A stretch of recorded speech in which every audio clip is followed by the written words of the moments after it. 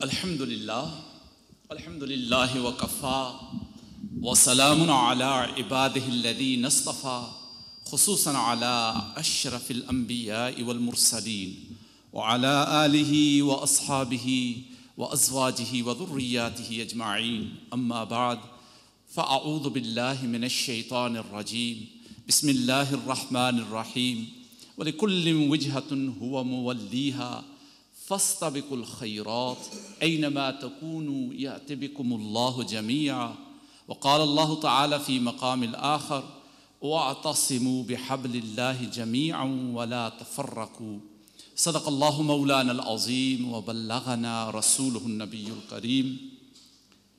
My respected elders, brothers, sisters and dear children, Assalamu alaikum wa rahmatullahi wa barakatuh. When you have a king lion, Zaghm Khan, and he's fond of poetry, he writes poetry, and he gathers poets. How could I not say some poetry as well? So I've been actually encouraged, motivated to say some poetry, because poetry is one of the best ways of expressing deep emotions and feelings. I'm not a poet, I'm a trained scientist. Scientists are supposed to be non-passionate, objective, and observe and quantify things. Physical, solid, boring stuff. Not that fascinating and beautiful feelings of love. Okay, and Tera Mera from Brother Isa.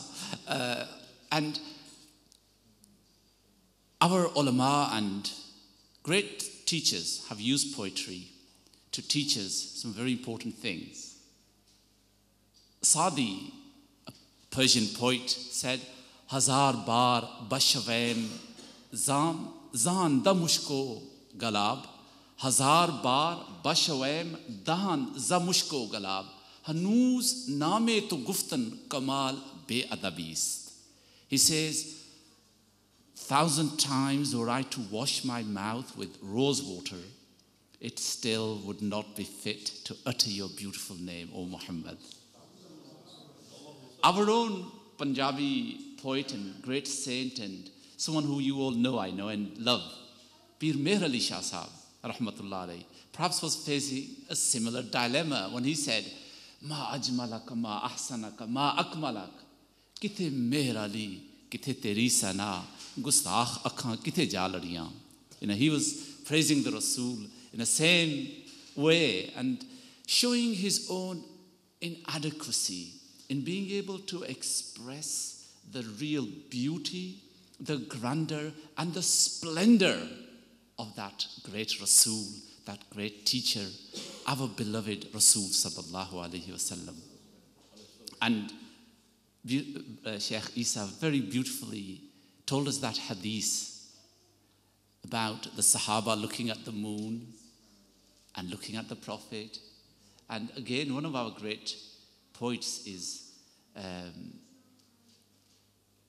he says, Ya Sahib al-Jamal, Ya Sayyid al-Bashar, Ya Sahib al-Jamal, Ya Sayyid al-Bashar, Laqad min wajhika al-munir, Laqad nuwwir al-qamar. Ya Sahib al-Jamal, Ya Sayyid al-Bashar. O most beautiful, O leader of mankind, min wajhika al-munir, Laqad nuwwir al-qamar. He says that, O leader of mankind, the embodiment of all beauty, through your face, even the moon has become radiant. The radiance of the moon, the light of the moon comes from, you see, the moon is a reflector, isn't it? It doesn't have its own light, it's a rock that just reflects light of the sun. And the Rasul sallallahu alaihi wasallam is called, what does the Quran call him? Sirajam Munira. Sirajam, the shining sun. That's in Surah Al-Ahzab, He's the shining sun. So he's not, he's not just being poetic here. He's being real. He's being truthful. that the moon's light comes from the light of the face of Rasul sallallahu alayhi wasallam. You know, there's a lot to be said. Brother Isa said two things very important, which are very close to me as well. You know, he said, we Muslims lack two things. We don't think a lot. We've lost the ability to think. Something which is so fundamental and so important to the teachings of Rasul, that it was, in fact, the transformative power of the teachings of Muhammad. He made the Arabs think. The Muslims became thinkers. They became intellectuals. And that is why within 50 years, they were able to occupy and rule half of the world. That is a historical fact, isn't it? And that all came because Rasulullah made those dumb, almost, those unintellectual people lacking intellect, he made them intellectuals. He made them critical thinkers, actually. And we now need to turn to the Quran when it keeps on asking us, أَفَلَا تَعْقِلُونَ? Don't you reason? Don't you understand? أَفَلَا تَتَفَكَّرُونَ? Don't you reflect and ponder? أَفَلَا تَسْمَعُونَ? Don't you listen? أَفَلَا تُبْصِرُونَ? Don't you see? Be able to look up some of those great instances. And because forgiveness is, in itself, of course, it has a cathartic effect. It has a physiological benefit. You know, it has a, have you ever, I don't know, I'm sure, when you forgive what happens, when you happened, you felt as though a ton of bricks had been lifted from your shoulders, eh? Didn't you feel lighter? That is the reality. Anyway, I'm not going to talk about forgiveness here. I've come to say thank you to Zehram, to Mubashir, you know, two pillars of great, blessed hope. And wherever I see young people making efforts to revive the deen and to people together, you know, I find it refreshing and it's great for me. It gives me energy, gives me a way of doing what we all should be doing, which is spreading this love of Muhammad sallallahu alayhi wa sallam. You know, I read a verse from Surah Baqarah, وَلِكُلِّ وِجْهَةٌ هُوَ مُغَلِّيهَا فَاسْتَبِقُوا الْخَيْرَاتِ وَلِكُلِّ وِجْهَةٌ. You know, everyone has a direction in which he faces. Everyone has a direction in which he faces. Everyone has his own destiny. Everyone has his own agenda, effectively. You know, all 100 of us sitting here, every one of us has his own particular agenda, particular goal in life. And that's great. That is diversity. Something that our deen continuously praises. And this is one thing in the Quran, you know, diversity is unique to the teachings of Rasulullah. He praised that. He encouraged that. You don't find it in Judaism and in the Old Testament, or very rarely. You find it being praised the way the Quran praises diversity. It says as though this is the divine will, that you are supposed to be all different. Why do you want to be uniform? Why do you want to be all alike? Why do you want to be monochrome? You might want. Allah doesn't. Allah wants us to be different in that sense. وَلِكُلِّ وِجْهَةٌ. Every one of you is different. He has his own way. So, فَاسْتَبِقُوا الْخَيْرَاتِ. But compete. Make efforts. Race with one another. Compete with one another in matters of goodness. And so, فَاسْتَبِقُوا الْخَيْرَاتِ أَيْنَمَا تَكُونُوا يَهْتِ بِكُمُ اللَّهُ جَمِيعًا. Wherever you are, Allah will bring you together. And you know, what did Sayyidina Umar say, and Brother Zehram was And Bashir had it on the PowerPoint here. What did Sayyidina Umar say? What did he say? He says, power and strength lies in what? Al-quwwatu fil amal. Power lies in what? In action. Okay? When you act, when you do things, that is when, you have power. That is when, you have real strength. So Allah is saying here, وَلِكُلِّ وُجْهَةٌ هُوَ مُوَلِّيهَا. We are the ones who made you different. And the Quran, countless times it says that if Allah wanted to make you all alike and one and same, He could have done so, couldn't He? If He wanted, He could do it. It's not difficult for Him, but that isn't what He wants. So this diversity that we have in us, the diversity of our languages, Muslims speak 1,453 languages. That was a count about 12 years ago, all right? 1,453 languages. And of course, language determines your culture, isn't it? Language is a very fundamental part of any culture, really. So we have how many cultures? At least that, if not more than that even, alhamdulillah. Okay? So we should be proud of our languages, of our cultures, our differences. Differences are there to be proud of, to be honest. Okay, within the ummah. We say how many mazahib do we have, the Ahl Sunnah wal Jamaat? How many mazahib do we have? Mazahib actually means the different ways. How many of them? 4. But they're not really 4. There were literally hundreds of them, possibly thousands. Okay? And we still have. And then, of course, tariqah. Tariqah, the way. That is the esoteric, the hidden way.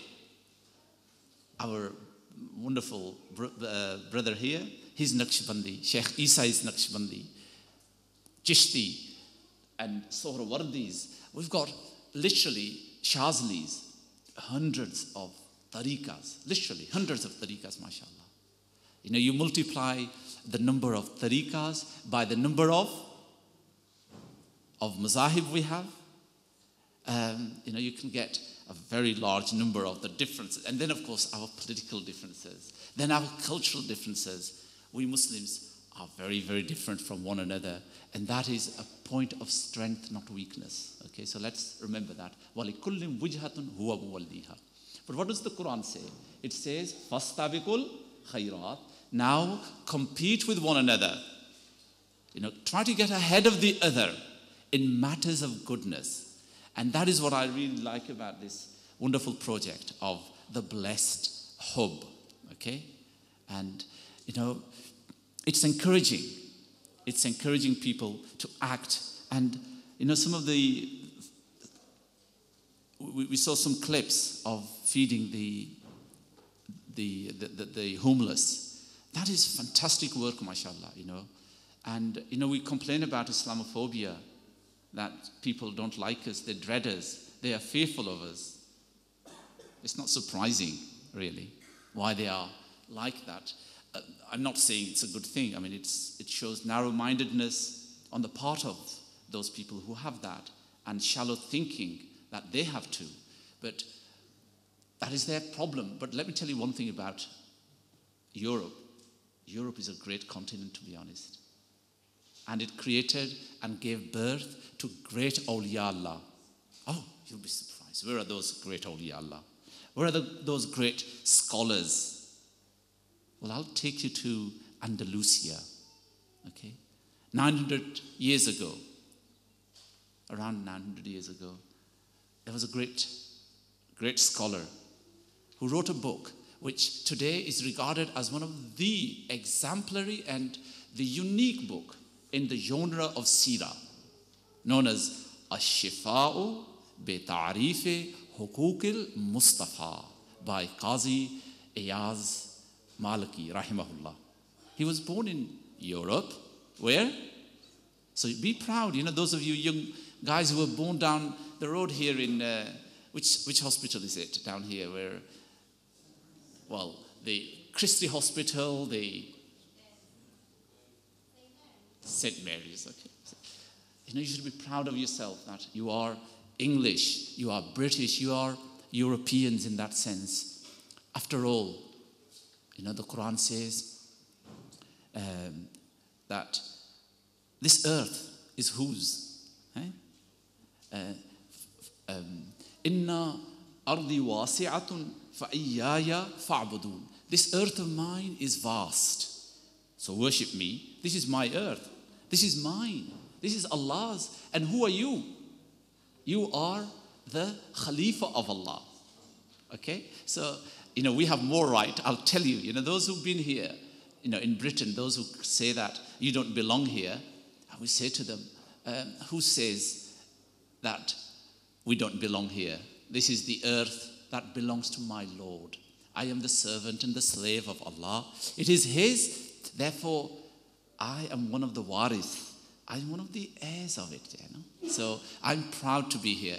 But he wrote this beautiful book. Let me just conclude. This beautiful book, Ash-Shifa'u bi Ta'arifi Huquq al-Mustafa, which is about what he's saying. He's making a very, very heavy claim, really. What he's saying is that all cures and all healings come through knowing the rights of the chosen one. And what are those rights of the chosen one? He says, having faith in Rasulullah, loving Rasulullah, obeying Rasulullah, helping Rasulullah sallallahu alayhi wasallam. He says, when anybody recognizes those rights of the chosen one, then he gets the ash-shifa, the cure. But what kind of cure is it? It is not a cure just for your colds, not just a cure for your TB, a cure for any other disease. It is a cure for your outward diseases as well as your spiritual diseases. And wallah, there is no doubt in it. And this is why, some of our ulama have said that whoever reads this book and keeps it in his home will have the cure, will have the healings. Anyway, there's a deeper meaning in all that. I usually give I do a 20 hours workshop on the Ash-Shifa. I've abridged it, and it really is fascinating. But the point is, what you are doing, Brother Zaghem and Mubashir, is fantastic, And although it might seem quite weird, the statement of unity, saying that Rasulullah sallallahu alaihi wasallam is quite peculiar, to make a statement of this kind, that he is Rahmatul lil Alameen, he is Nurullah, he's the beloved of Allah, and therefore let us join together. But it really is a very deep and important. In fact, when the Quran says wa'tasimu bihablillah, what is this hablullah? You look up the tafasir for hablullah. What are they? What is the rope of Allah? Someone will say, well, it's the Quran, isn't it? Of course it's the Quran. It's the Sharia. Yes, it's the Sharia. But who did the Quran come to?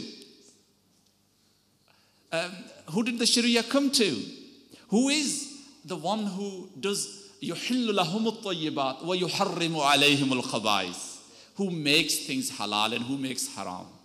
Who is the legislator? So the hablullah is Muhammad Rasulullah. So when you claim that, we can only have unity through Muhammadur Rasulullah sallallahu alaihi wasallam, through the love of Rasulullah sallallahu alaihi wasallam, how right you are. But, we have to understand what Qazi Iyaz is saying to us, that there is a demand.